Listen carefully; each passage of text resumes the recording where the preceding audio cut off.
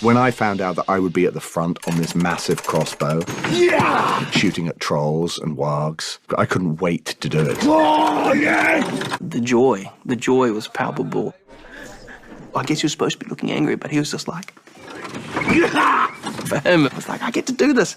And I know that Graham will buy that chariot toy. As soon as it comes out, Graham's going to buy it. You know, when his wife and kids go to sleep, he's going to get it out and be like...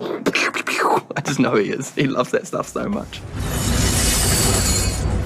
Sharpening. Focus on the orcs ahead, everybody. Orcs ahead. Peter's direction from behind the monitor that day was especially funny. Barlin blades, Barlin blades. Splat, yeah, they're chopping up. And now you're chopping their heads off. Chop. There's a troll behind you.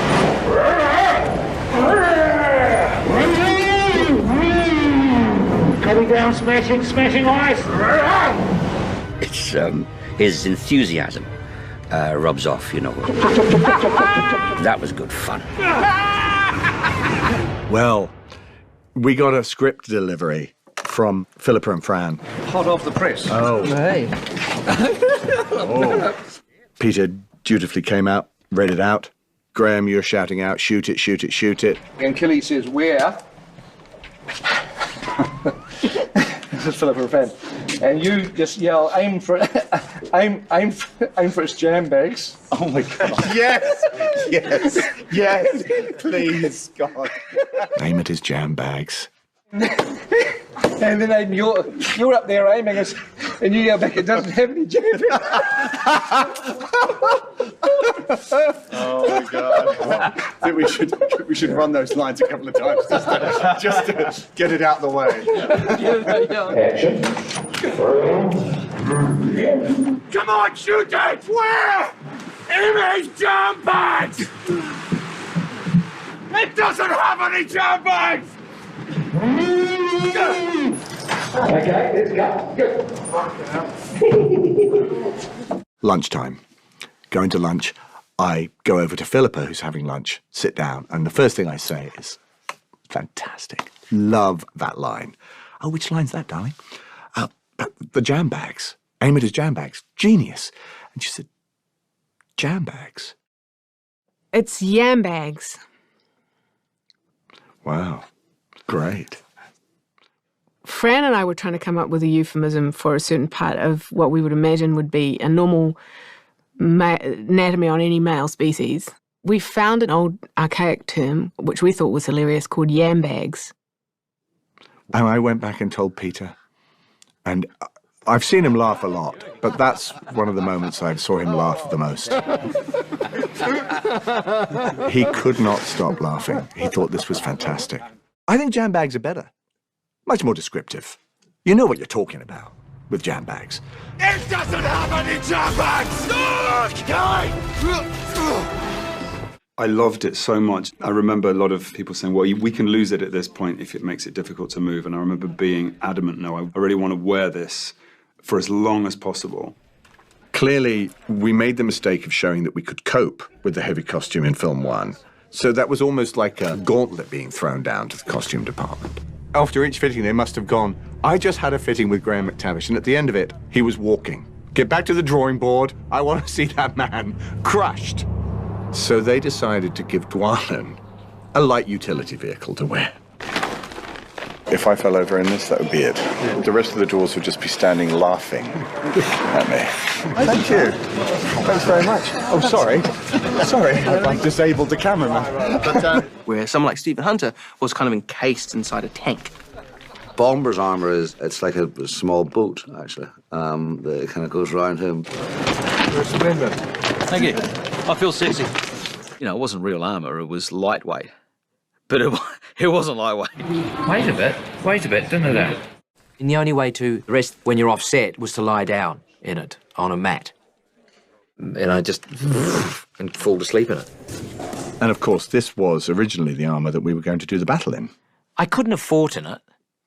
I couldn't have fought in it. Whoa, no, you've got to laugh. Doesn't look restricted at all, does it? Sit. You couldn't actually lift a weapon. It'd be like trying to fight. Couldn't lift your arms above your head. No, I can't. And it quickly became apparent that this was not going to be practical. It was a great day on set when the decision came that the dwarves were going to shed their armour. I understood that we needed to see our dwarves that we'd followed for the entire journey, and burying them in armour, where you really only see this part of them, was a little bit unsatisfying. They knew that what they were going into when they left Erebor to join the battle was essentially a suicide mission. And so why do they need to wear all this protection?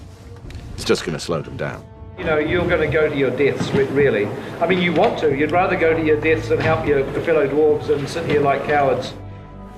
If you decide to do this, understand, you may not return. They just get rid of defense. They cast it aside so that they're light and they're able to move quickly and do what they need to do.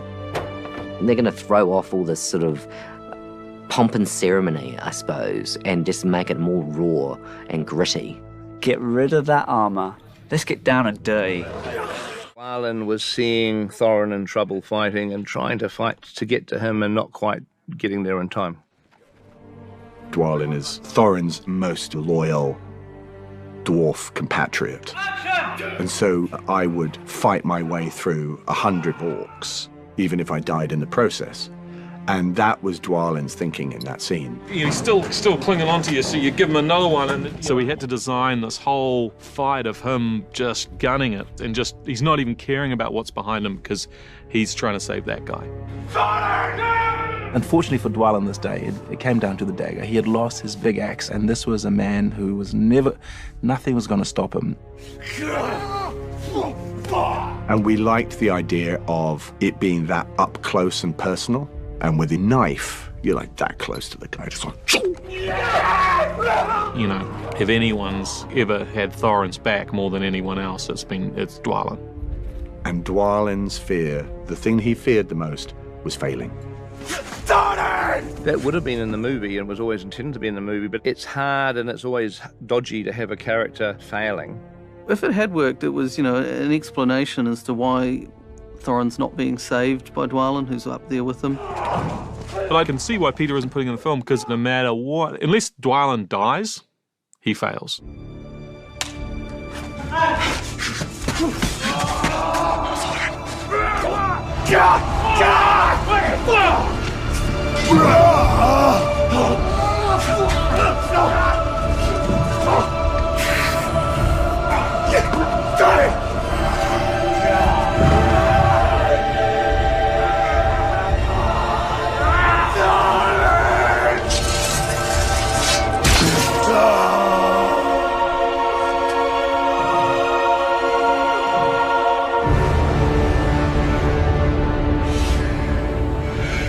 And cut. And cutting that.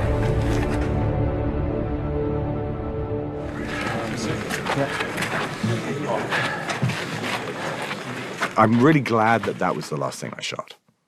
It was very powerful for me. That was Graham's last shot on the Hobbit. Looking back through the footage that you have, I imagine it would be quite hard to find me in any of that behind-the-scenes footage, because I certainly actively avoided those cameras. Even in the very first photograph of the dwarves, for some reason I'm hiding at the back behind someone's shoulder, because I just didn't know whether I could do this. I really didn't know whether I could fill these boots. I thought I might be on my way home, so I just didn't want to put myself forward until I'd understood what that character was. Amazing, right? Amazing. I love this book. I read it when I was 7 years old, so I felt the weight of kingship and of responsibility, which was both mine and Thorin's. It was just sort of saying, half as Bilbo, kind of half as me, what an amazing time it had been. The camera was over his shoulder, the camera was on us, and when he did his farewell, he cried. And it was really hard to keep together. Well, tea's at 4. I can barely look at you, I'm afraid. I'm sorry. You know how I feel about you, and I'm not really able to say it. but I hope I see you again one day. All of you.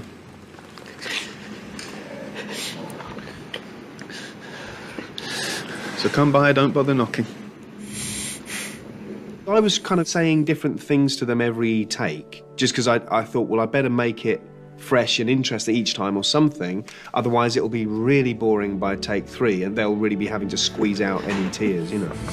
Make sure I've still got my silverware when you come to bag end, please. Don't want you nicking off with any of it. I used to be scared of you, Dwalin, you wouldn't believe it.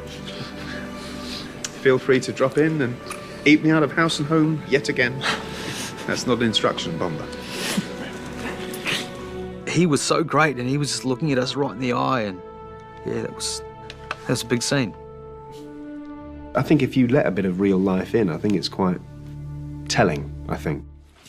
Oh, I know who that is. It's it's the guy who plays Smaug. What's his name? Oh, he's fantastic. Hello.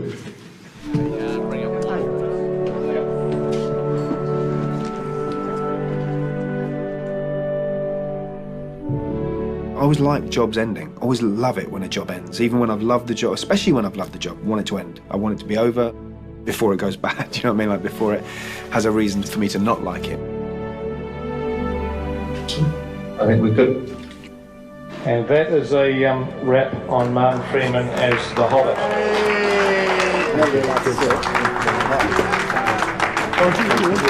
Thank you so much. That was just such a wonderful experience. Thank you so much. Me too. Thank you very much, folks. Thank you so much.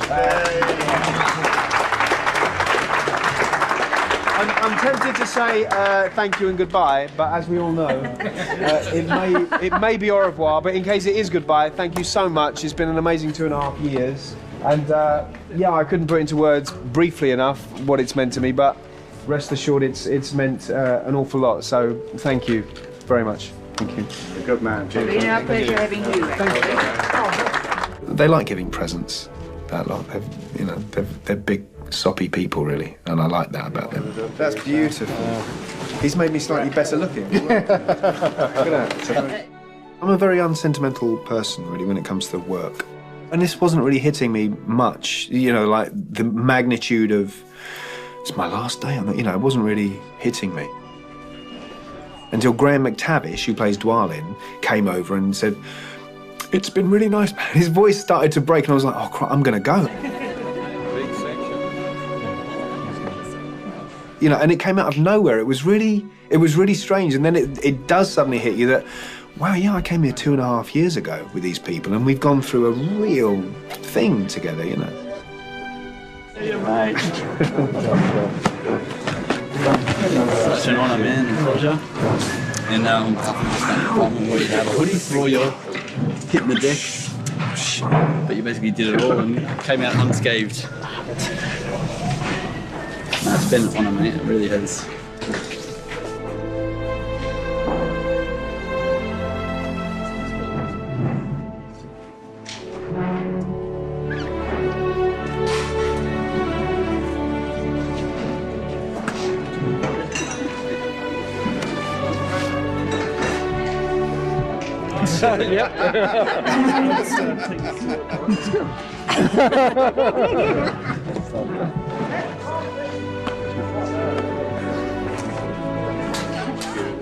And a wave, a wave, a wave. Thank you.